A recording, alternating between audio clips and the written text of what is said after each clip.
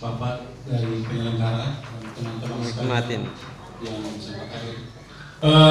Berkaitan dengan produksi yang dibawa oleh teman kita tadi, bahwa kami dari Dinas DP2 KUKM siap untuk membantu memfasilitasi kelanjutan daripada produk tersebut.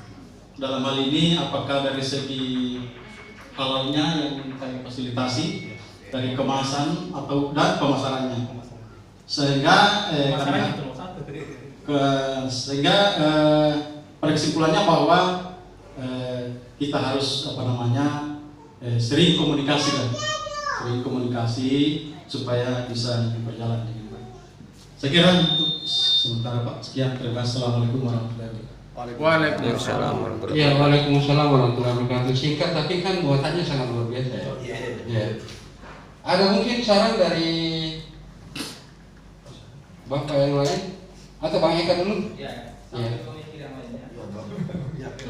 Bang Eka selalu berorientasi. Terima kasih. Saya singkat saja bahwa dari paparan mulai dari Pak Kaban tadi dan masukan-masukan dari SKPD dan sukses story dari teman kita yang usaha langsung pada sagu ini, saya rasa sebenarnya ini tinggal titik temunya. Iya. Kemudian termasuk yang disampaikan oleh Pak Desa tadi, bahwa saya sependapat bahwa pertama itu memang tentang dana desa ya, karena potensinya di desa itu sangat besar dan ada anggarannya, bahwa tinggal sekarang bagaimana APBDes-nya kemudian yang didukung oleh pemerintah daerah, alokasi dana desa itu bisa alokasikan untuk sagu. Yang kedua, ada satu hal yang menarik tadi, bahwa tidak semua lahan itu ditumbuhi tanaman lain kecuali sagu. Ini mungkin kita identifikasi lahan di utara ini, mana lahan yang untuk komoditi lain tidak efektif kecuali sagu. Padi pun tidak bisa karena airnya selalu tergenang, ya. Ini mungkin salah satu hal yang paling penting yang menjadi catatan kita bersama, bahwa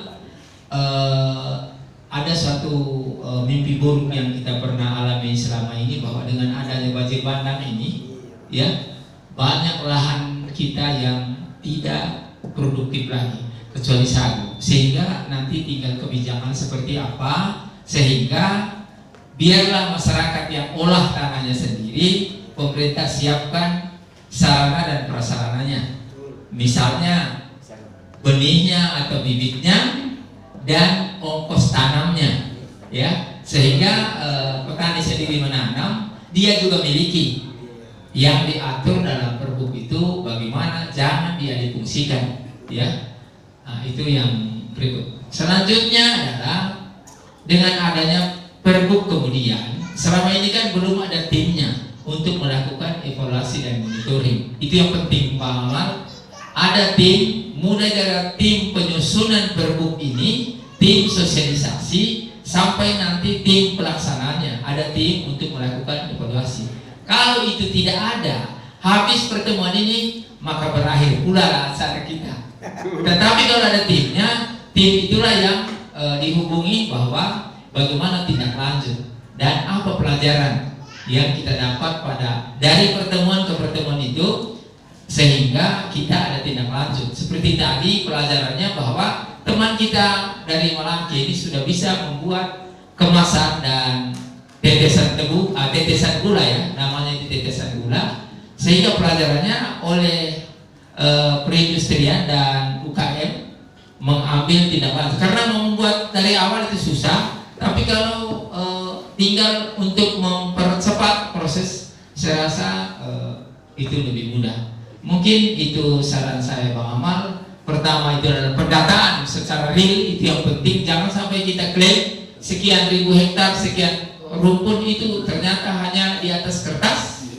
Ada peta, saya sependapat tadi apa yang disampaikan oleh Sekretaris Lingkungan Hidup, ada peta, ya, untuk menunjukkan kita di mana daerah itu yang berada. Kemudian saya terkesan tadi pagi disampaikan oleh Pak Prof yang ahli sagu dari Jakarta itu bahwa bukan hanya sagunya, tapi di sela sagu itu penghasilan yang luar biasa. Misalnya ikan, itik dan sebagainya untuk menunjang semua kebutuhan yang ada. Belum lagi limbah dari sagu itu sendiri.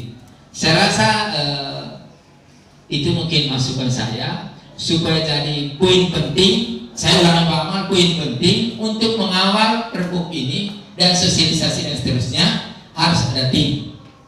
Tim itu tidak usah gemuk, tapi punya keinginan dan kemauan untuk melakukan kegiatan ini. Utamanya kepala desa misalnya tadi harus masuk dalam tim. Petani sawit petani sagu yang ada di karena besok mau timbang lagi jadi kesel lagi. Jadi petani sagu kita dilibatkan, bukan semuanya atas mewakili. Kemudian kalau bisa kelompok dari CSO atau NGO, karena mereka lah yang bisa menghubungkan antara pusat, daerah dan mitra, sehingga itu menjadi kolaboratif. Jadi ada unsur pemerintah, ada unsur masyarakat dan petani, ada unsur media CSO, kemudian ada unsur DPR. Ya, bagaimanapun juga kemudian DPR ini yang menjadi tongkat Haji Musanya untuk apapun yang bilang itu yang terjadi. Mungkin itu Pak Maman masukan saya, mudah-mudahan ini ada manfaatnya. Terima kasih. Assalamualaikum warahmatullahi wabarakatuh. Iya, terima kasih Bang Eka. Nanti kalau persoalan pembentukan tim itu kan kita harus berikan kewenangannya kepada, saya tidak tahu apakah kepada Dinas Pertanian atau Ketahanan Pangan dan lain-lain, saya tidak tahu. Tapi saya pikir nanti memang harus dilakukan komunikasi dengan Dinas Pertanian, karena saya pikir potensinya ada di sana, karena bidang perkebunan, kehutanan ada di sana. Iya, tentang perkebunan kehutanan ada di sana, sehingga mungkin nanti dia membentuk tim. Nanti kami sosialisasi dulu ke sana. Ada usulan saya Bang. Iya. Ini kan penanggung jawab nanti Pak Sekda. Iya. Ini itu serangan kepada kabak ekonomi. Oh begitu. Iya. Ojo, iya. Sepakat. Saya sepakat sekali. Sekda Pak, Sekda. Setuju. Baik, terima kasih Bang Eka. Jadi saya terima karena ini bagian daripada SDA, sumber daya alam, potensi. Nah ini tanggung jawab. Kalau kabak itu memang membentuk administrasi atau koordinator. Ya, betul. Nanti kami yang mencoba membentuk timnya. Sekaligus juga nanti kita bahas untuk rancangan perbu. Karena terus terang rancangan perbu itu harus nanti kelihatan nanti peta sagu di utara, berapa luasannya, berapa potensi, berapa untuk pengembangan di wilayah-wilayah yang bisa dilakukan pengembangan. Karena tadi Pak Desa betul dia bilang wilayahnya lah yang bisa untuk pengembangan. Nah ini karena kita harus tangkap secepatnya, karena kapan tersertifikasi nilai bibit sagu, tanaman sagu, otomatis kita harus bergerak di pengembangan. Nah, nanti berkembang penelitian, berkembang lagi untuk industrinya, industrialisasi. Nah, tapi tetap juga ada penguatan dari DP 2 KUKM untuk pemasaran, industri kecil, UMKM-nya. Karena UMKM itu juga menjadi kekuatan pasar ke depan melalui e-commerce. Nah, jadi perlu memang kita memasyarakatkan sagu, terutama karena sagu adalah ikon kita, identitas di utara. Di pundak Pak, pundak. Di pundaknya semua ASN ada sagu.